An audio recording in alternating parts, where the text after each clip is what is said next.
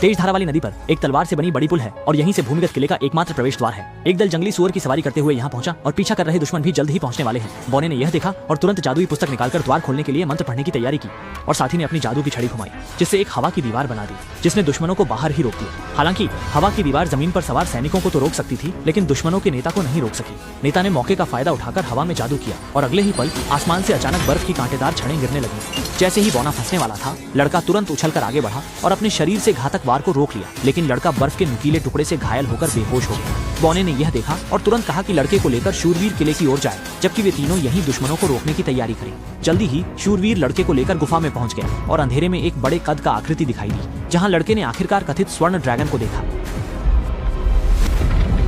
और दूसरे आधार पर दुश्मन भी दीवार तोड़कर आक्रमण शुरू करने लगे। फिर जादूगर ने अपनी जादू की छड़ी को लहराया। दुश्मन लगातार पीछे हटने लगे, जबकि आकाश में दुश्मन के नेता ने उनके हमलों को दरकिनार कर दिया और सीधे पीछे की ओर आ गया। इस समय गंजा आदमी और जादूगर आगे के दुश्मनों का सामना कर रहे थे।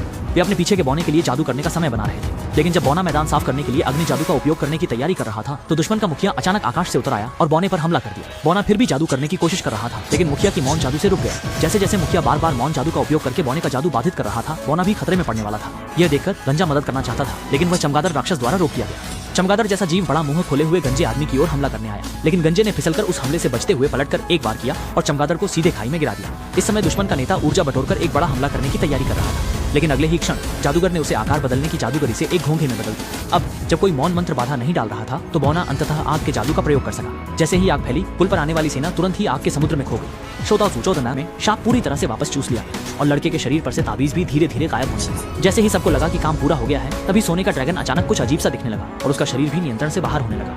ऐसा लगता है कि शाप उसके शरीर पर कब्जा करना चाहता है। गोल्डन ड्रैगन पूरी ताकत से प्रतिरोध करता है और सभी को जल्दी यहाँ से जाने के लिए कहता है, क्योंकि वह इस शक्ति को जल्द ही नियंत्रित नहीं कर पाएगा। जैसे जैसे शाप उसके शरीर को छिन्न करता जा रहा था, गोल्डन ड्रैगन के शल्क में भी परिवर्तन शुरू हो गया। अंत में वह इस शक्ति का प्रतिरोध नहीं कर पाया और गिर गया। परंतु अगली ही क्षण गोल्डन ड्रैगन के शरीर से अचानक एक राक्षस फटकर बाहर आ गया।